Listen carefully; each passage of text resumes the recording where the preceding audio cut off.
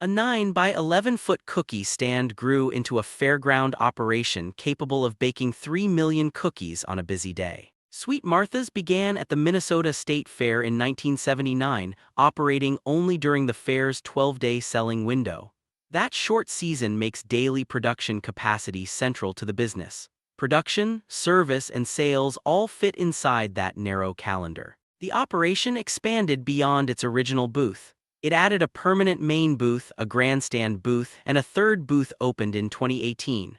Across those locations, ovens can bake 44,000 cookies every 12 minutes, then staff serve them in paper cones or plastic buckets. That production rate supports about 1 million cookies on an average day. On busier days, output can reach 3 million, all within a 12-day fair schedule. In 2023, the vendor generated $4.6 million across the fair's 12 days, making it the event's top-selling vendor.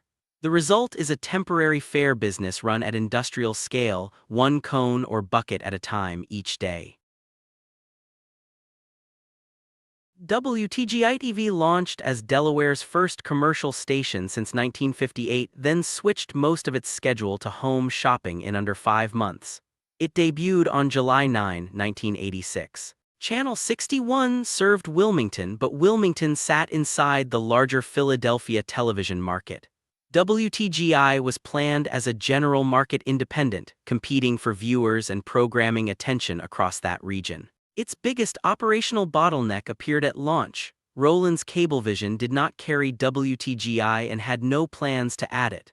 Rules that once required local cable carriage had been overturned in 1985. Without cable reach, the station faced a smaller viewer and advertiser base. Construction delays had already consumed much of the investor's working capital. Several promised start dates passed before the station went on air. The launch cost $6 million, while Philadelphia competition included the relaunch of WGBS-TV. On November 24, 1986, WTGI dropped most of its original programs for shopping line home shopping. The general market plan became televised merchandise sales. A former refrigeration parts store in Mexico City became a seafood restaurant designed to feel like eating in a beachside palapa. Contramar opened on Durango Avenue on August 14, 1998. After vacationing in Zihuatanejo in 1996, Gabriela Camara wanted city residents in Mexico City to enjoy a coastal dining atmosphere without traveling to the coast. She and her associates bought an inexpensive former refrigeration parts store in Colonia, Roma. Straw mats covered the ceiling while painted fish skeletons lined the walls.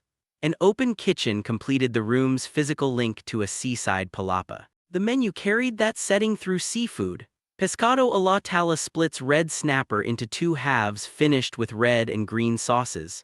The tuna tostada combines raw tuna, leek, avocado, chipotle mayonnaise, and a crisp maize tortilla. That snapper preparation did not remain local. Restaurants worldwide adapted it, especially its versatile red and green sauces. The dish is traditionally served with black beans and tortillas so it can be eaten as a taco. Shaktikanta studied history yet became governor of India's central bank. He earned bachelor's and master's degrees in history from St. Stephen's College, Delhi. His career bridge was the Indian Administrative Service, India's senior civil service. Das joined it in 1980 in the Tamil Nadu cadre and moved through major government posts. He served both the government of India and the government of Tamil Nadu. Those posts included Revenue Secretary, Fertilizers Secretary, and Economic Affairs Secretary. Together, they placed him inside revenue collection, economic policy, taxation, and financial administration. As Economic Affairs Secretary, he was a senior official during the planning and implementation of India's 2016 demonetization. He also helped coordinate goods and services tax implementation with the states. That tax took effect on July 1, 2017. On December 11, 2018, Das became governor of the Reserve Bank of India. He also served as ex officio chairperson of its Monetary Policy Committee, placing an administrator at the central bank's policy table. He was appointed to a 3-year term. France could not match the auction bid for Gustave Caillebot's boating party. Yet the €43 million painting entered the Musée d'Orsay in 2022. The oil painting had stayed in Caillebot's family for 128 years. By 2020, it was described as one of the last Impressionist masterpieces in private hands. It measures 89.5 by 116.7 centimeters, a mid-sized canvas whose ownership mattered because public access was at stake. In January 2020, France declared Boating Party a national treasure. That blocked its export and created a 30-month window to raise purchase funds. The painting stayed in France during those 30 months while officials assembled the funding. The designation also changed the seller's calculation. Accepting a qualifying national treasure bid allowed a 90% tax reduction. That made a domestic offer financially workable for the private seller. LVMH then made a donation that enabled the Musée d'Orsay's €43 million acquisition in 2022. The museum unveiled Boating Party in 2023, moving it from private family custody into a public collection. The Montreal Canadiens threatened a Vermont television station, not over Montreal games but over its broadcasts of Boston Bruins games. The Vermont outlet served viewers in a border region where one television signal could connect audiences with more than one hockey market. That overlap made a distant game broadcast commercially relevant to Montreal. That created a conflict over regional sports broadcasting. Which team's games could reach that audience through the station?